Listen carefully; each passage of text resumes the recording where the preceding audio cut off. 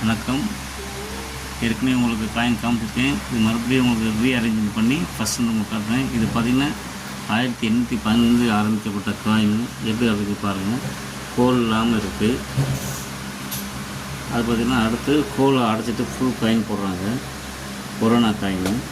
அப்புறம் கொஞ்சம் பெருசாக போடுறாங்க, அப்புறம் பித்திரையில் போடுறாங்க, அப்புறம் அலுமினியத்தில் 2 காசு, 3 காசு, 5 காசு. அடுத்து பார்த்திங்கன்னா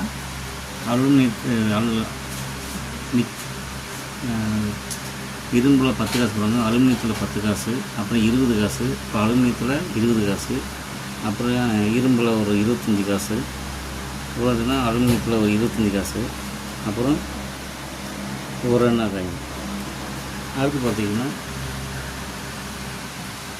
இப்போ 20 காசு, 20 காசு அப்போவே பித்தளையில் போட்டிருக்காங்க. அப்போவும் 50 காசை போடுறாங்க. எவ்வளோ பெருசாக இருக்குன்னு பாருங்க.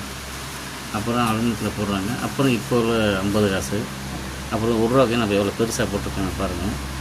அப்புறம் வள்ளுவர் படம் போட்ட 1 ரூபா காயின், அப்புறம் 2 ரூபா காயின், இப்போ உள்ள 2 ரூபா காயின். அடுத்து பார்த்திங்கன்னா அப்போ உள்ள ஒரணா, பார்த்திங்கன்னா எவ்வளோ குவாலிட்டியாக இருக்குன்னு பாருங்கள். 1818 தயாரித்தா ஒரணா. அதுக்கப்புறம் சிறுசாக ஒரணா ஆரம்பித்தது ஒரணா. அப்புறம் பார்த்திங்கன்னா இப்போ உள்ள தயாரித்த 100 ரூபா காயின் வெளியில் இருக்குது. இப்போ பார்த்திங்கன்னா 1850 டேட்டா போட்டு மென்ஷன் பண்ணி போட்டிருக்காங்க.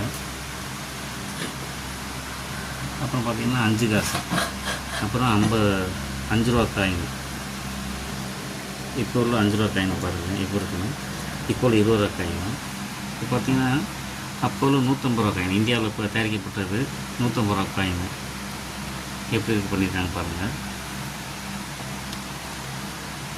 எங்கே படம் போட்டிருக்காங்க பாருங்கள். அப்படி பார்த்திங்கன்னா 1000 ரூபா காயின். 1000 ரூபா காயின் பார்த்திங்கன்னா வெளியில் தான் இருக்கும். இவ்வளோ ரிசர்வ் பேங்க் ஆஃப் இந்தியா தயாரித்தது 1000 ரூபா காயின். பின்னாடி பார்த்திங்கன்னா தஞ்சாவூர் பெரிய கோயில் உள்ள சிம்பிள் போட்டிருப்பாங்க. 1000 ஆண்டுகள் கடந்ததுனால 2010 போட்டிருக்காங்க. தேங்க்யூ.